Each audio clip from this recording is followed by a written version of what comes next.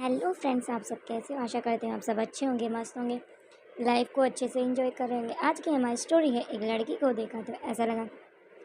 Episode 1601 से लेकर 1602 तक।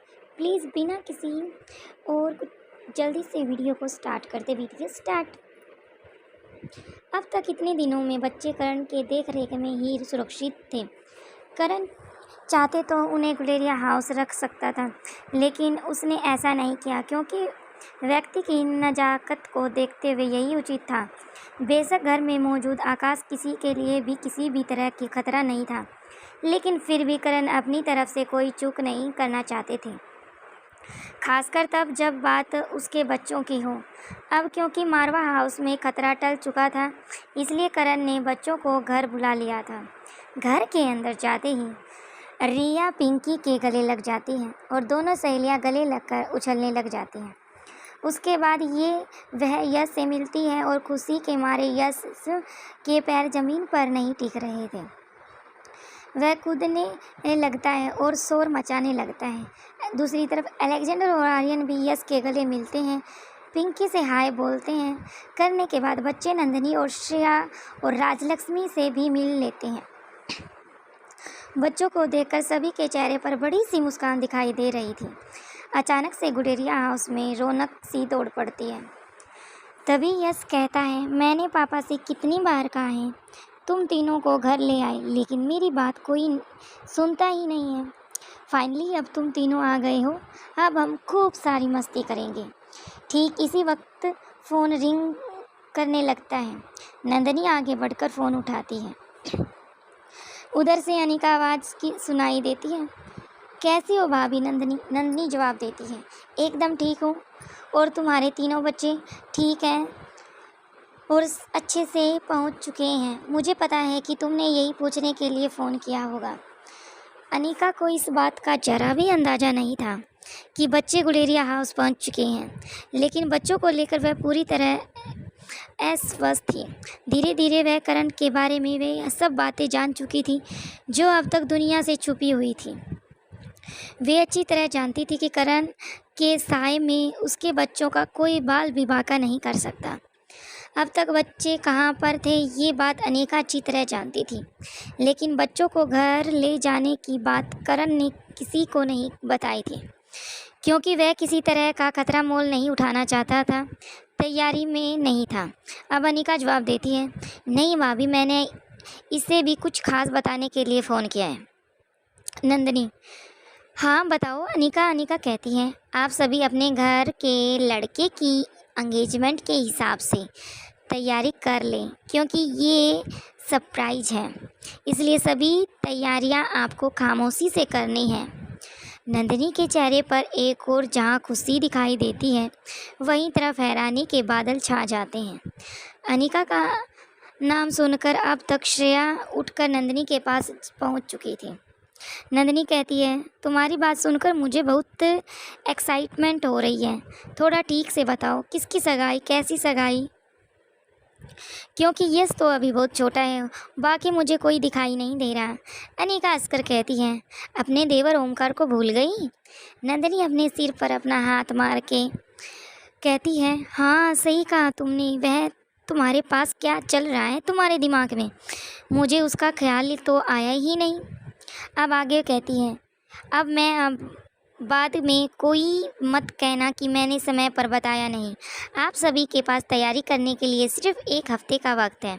अब नंदिनी आगे कहती है, वे सब तुम मुझ पर छोड़ दो, 1 हफ्ते तो बहुत है, मैं सब कर लूँगी, लेकिन बस तुम मुझे एक बात का कंफर्म कर दो कि हमारे लड़के की पसंदीदा लड़की प्रीति ही है ना? अनिका कहती है, हाँ वही है, लेकिन अभी दोनों में से किसी को कुछ नहीं पता और उन्हें कुछ बताना भी नहीं है। नंदिनी के चेहरे पर खुशी पहले बढ़ जाती है, फिर अचानक से उसके चेहरे पर के भाव बदल जाते हैं और वह अनिका से कहती है, और चाची? अनिका जवाब देती है, उनकी चिंता मत कीजिए, मैं देख लूँगी। आप? नंदिनी कहती है, मैं तुम्हें बता नहीं सकती कि मैं कितनी खुश हूँ। कितने दिनों के बाद घर में कोई फंक्शन होगा, खुशियों का माहौल होगा। इसके बाद नंदिनी करण की तरफ देखती है। करण नंदिनी के पास आकर फ़ोन हाथ में ले लेता है। और कहता है, अनिका बेटा क्या हुआ? अनिका के जवाब देती है, मैं एकदम ठीक हूँ। और थैंक यू सो मच करण कहते हैं, क्या मुझे भी थैंक यू कहने की कोई ज़रूरत है? अनिका फ़ोन की दूसरी तरफ से मुस्कुरा देती है और कहती है, अपना ध्यान रखिए। ऐसा कहकर वह फ़ोन रख देती है। वहाँ रोहित अनिका के पास ही मौजूद था। अब वह अनिका से पूछता है, क्या बच्चे गुलेरिया हाउस पहुँच गए? अनिका गर्दन हिला देती है, हाँ। अब रोहित आगे पूछता है, तुमने बच्चों को यहाँ क्यों नहीं बुलाया? अब अनिका अपनी दोनों बाहें रोहित के गले में डालकर कहती है, तुम्हारे बच्चे बिल्कुल ठीक हैं और चिंता की कोई बात नहीं है। लेकिन फिर भी अगर तुम्हें बेचैनी हो रही हो तो कल वहाँ जाकर मिलने आना। इसके बाद अनिका अपने बिस्तर की तरफ बढ़ जाती है। रोहित का चेहरा लटका कर अपनी जगह पर खड़ा रहता है और बड़बड़ करता रहता है, नहीं ऐसा कोई बात नहीं है, मुझे पता है बच्चे वे सुरक्षित हैं। वे कई दिनों से उन्हें देखा नहीं है ना, बस इसलिए। अपने बेड पर पहुंचने के बाद अनिका रोहित की तरफ देखकर अपनी दोनों बाहें खोल देती है, मानो छोटे बच्चों को शांत सैताने के लिए कर रही हो। रोहित भी उतनी भी मासूमियत से अनिका की ओर बढ़ जाता है और दूसरी तरफ गुलेरिया हाउस में नंदिनी के चेहरे पर बड़ा ही मुस्कान होती है, क्योंकि फ़ोन रखने के बाद अपनी जगह से स्थिर खड़ी रहती है। तभी श्रेया के साथ राजलक्ष्मी भी उसके पास आकर खड़ी हो जाती है और श्रेया से कहती है, अब आप बताएंगी भी क्या खबर है? सभी वहीं पर खड़े थे और खुशी खुशी बताने लग जाती है। श्रेया की बात सुनकर नंदिनी को राजलक्ष्मी के चेहरे पर हंसी आ जाती है और नंदिनी कहती है, मेरा शोर मचाने का कोई मन नहीं है। इसके बाद वे तीनों करण की तरफ देखने लगती हैं। करण मुस्कुरा देता है और डाइनिंग टेबल के साथ चेयर पर बैठ जाता है। अब नंदिनी खुशी से चिल्लाने लगती है, अपनी दोनों मुठ्ठियां बंद करके आसमान की तरफ कर देती हैं और चिल्लाते हुए ये की आवाज़ निकालती हैं। अब श्रेया फिर से कहती है, अकेले अकेले खुश होती और रहोगी, हमें भी कुछ बताओगी? नंदिनी सिर्फ हाँ में गर्दन हिला देती है। फिर बच्चों की तरफ देखकर उनसे कहती हैं, बच्चों तुम सभी रूम में जाकर एंजॉय करो। तुम सभी के लिए वहाँ पर बहुत सारा खेलने का सामान मौजूद है। इसके बाद बच्चे वहाँ से शोर मचाते हुए कमरे में चले जाते हैं। बच्चों के जाने के बाद नंदिनी नौकर को इशारा कर देती है।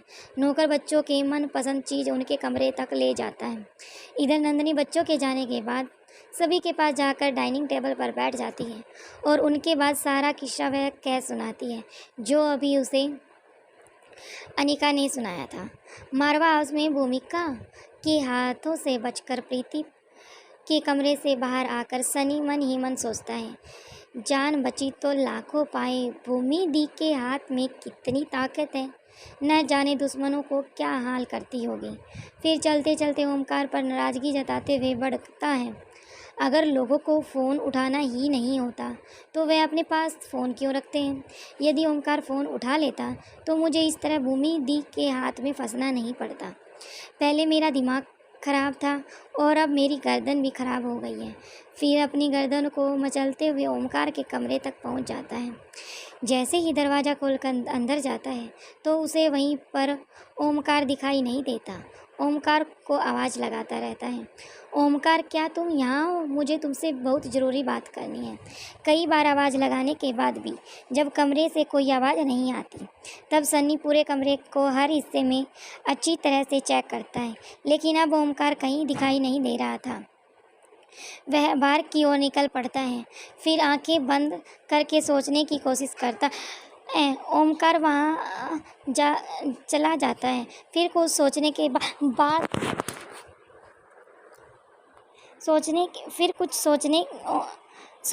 बाद बाहर की तरफ चला जाता है।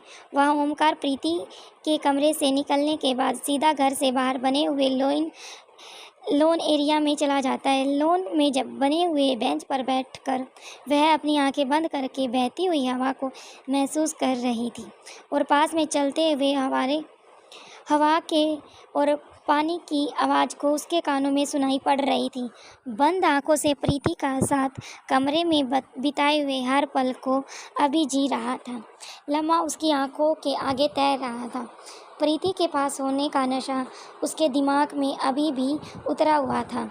जहाँ प्रीति के पास होने पर एहसास उसे अब भी सुख दे रहा था, वहीं दूसरी तरफ इस वक्त उनका मन बेहद खुश था।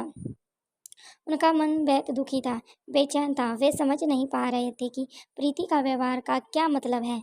समझने ओमकार मन ही मन सोचता है, अगर भूमि दी वहां नहीं पहुंचती तो आज कुछ भी हो सकता था। एक तरफ वह मुझे खुद से दूर कर रही है और दूसरी तरफ हद से आगे बढ़ते हुए आज उसने मुझे रोकने की भी कोशिश नहीं की। आखिर उसके दिमाग में चल क्या रहा है, कुछ बताते भी नहीं है। ठीक इसी वक्त उसके अपने कंधे पर कुछ महसूस होता है। ये सन्नी का हाथ था। सन्नी उस ओमकार के कंधे पर हाथ रखता है और चेहरे की तरफ देखता है। वह दंग रह जाता है। ओमकार की आंखें के किनारे से आंसू की बूंद टपक रही थी। उसकी आंखें बिल्कुल रेड और सूजी सूजी हो रखी थी। वह झट से उसकी आंसू पूछता है और झट से ओमकार को बिठाता और अपने गले से लगा लेता है। फिर उसको आराम से बिठाकर पूछता है, क्या हुआ दोस्त, तुम्हारी प्रीति से बात नहीं हुई?